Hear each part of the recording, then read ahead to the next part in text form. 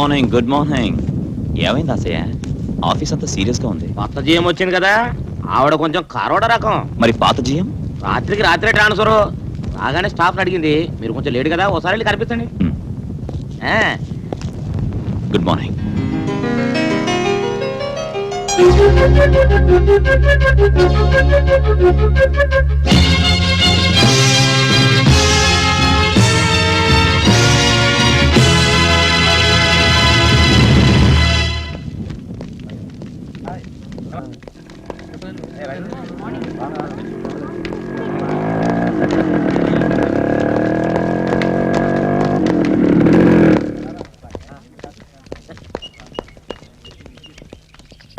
వస్తాను మావయ్య. శరణ్య, నేను చెప్పింది అర్థమైందిగా. సాయంకాలం క్లాస్ అవగానే తిన్నగా ఇక్కడికి రా, నేను ఇక్కడే వెయిట్ చేస్తుంటాను. ఓకే, వెళ్ళు. Okay, bye. గురు గురు, నువ్వు నిన్న లెక్చరర్ని కొట్టావు కదా, ఆ రామకృష్ణ నీ కోసం వెతుకుతున్నాడు. నీ ఎంత చూస్తాడని. ఎవడు చూస్తాడో ఇప్పుడే తేలిపోతుంది. వదండ్రా.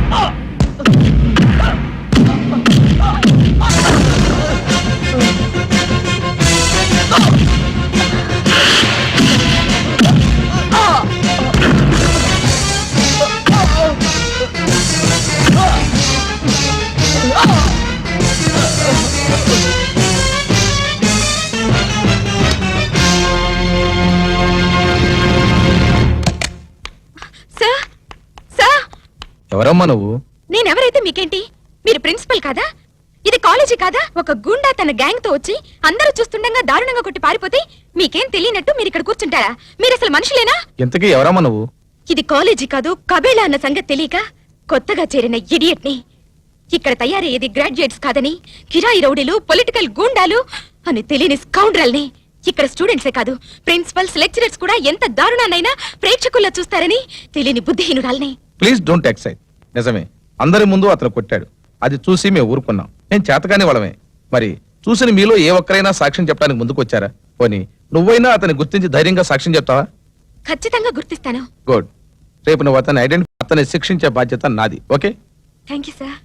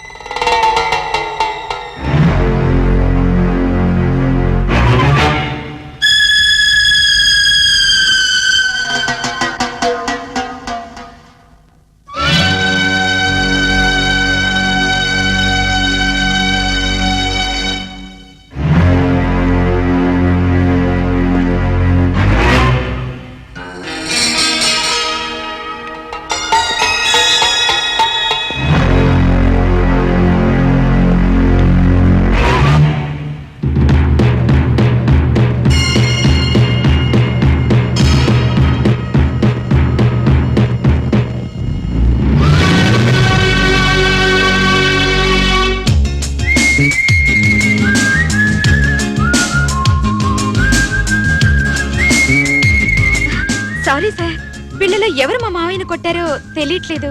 అదేమిటి, నిన్న స్పష్టంగా చూశాను, గుర్తుపట్టగలను అన్నావు. నిజమే సార్, ఇప్పుడు కన్ఫ్యూజింగ్ గా ఉంది. అంతా ఒకేలా ఉన్నారు. భలేదానివి, అనవసరంగా టైం వేస్ట్ చేశాం. Go to your classes.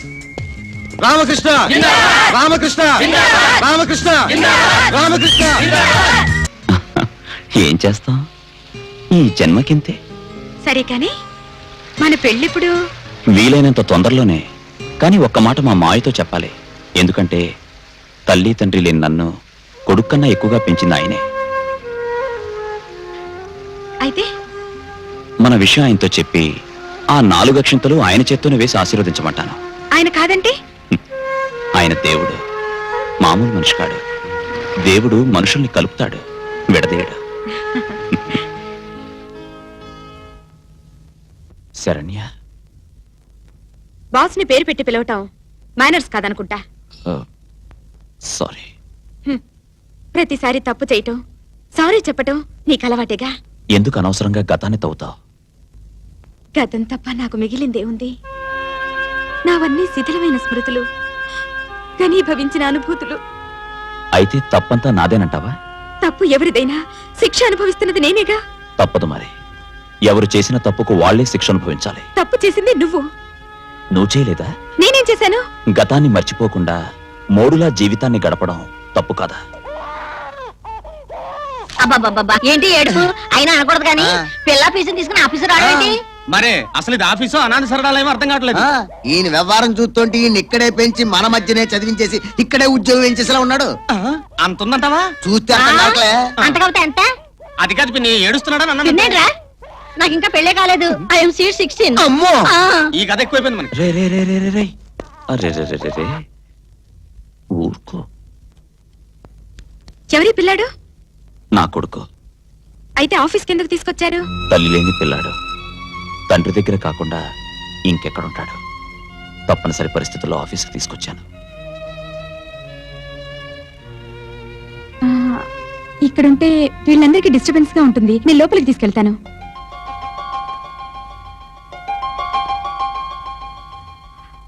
తండ్రి మీద కక్షని పిల్లాడి మీద తీర్చుకునేంత నీచురాల్ని కాదు.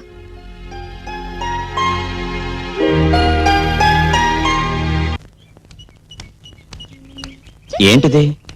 కనపట్టోలా పిల్లాడికి స్నానం చేయిస్తున్నాను. అది కనిపిస్తోంది, కానీ పిల్లాడికి స్నానం చేస్తున్నట్లేదు, నువ్వు చేస్తున్నట్టుంది. ఓరి వెతవా, మీ నాన్నగారి కన్నా చిలిపివు కదరా. అబ్బబ్బబ్బబ్బబ్బా, రామచంద్ర. చేతులు జిడ్డుగా ఉన్నాయి, కాస్త బయట సర్ది పెట్టవయ్యా మొగుడా అన్నాను. వీడి స్నానం మాటేమో గాని నువ్వు మాత్రం నా ప్రాణాలు తీసేస్తున్నావు.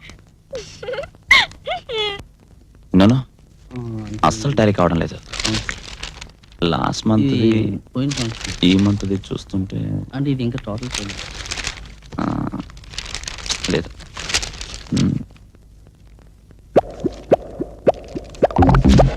ఈ మంత్ లో ఇదే సార్.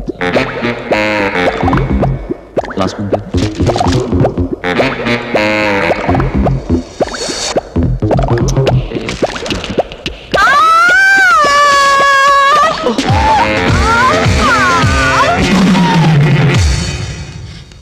ఇది ఆఫీస్ అనుకున్నావా, నీ పర్సనల్ బెడ్రూమ్ అనుకున్నావా? మేడం, మీరు హద్దులు మీరుతున్నారు. Shut up. ఎవరు హద్దులు మీరుతున్నారో చూస్తుంటే తెలుస్తోంది. సుందరి కాలు జారి పడబోతుంటే మీరు కాపాడి కావలించుకున్నారు. సిగ్గు లేకపోతే సరే. శరణ్య,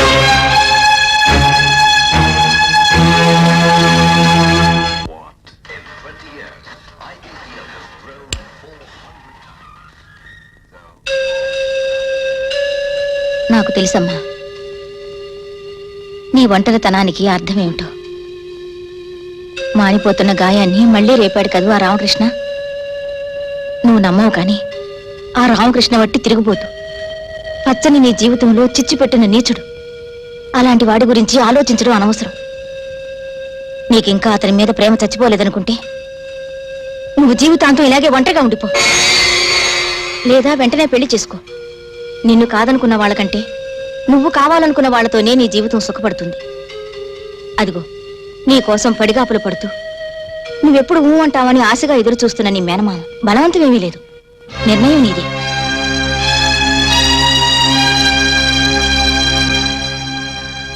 సరే, అంతా నీ ఇష్టం.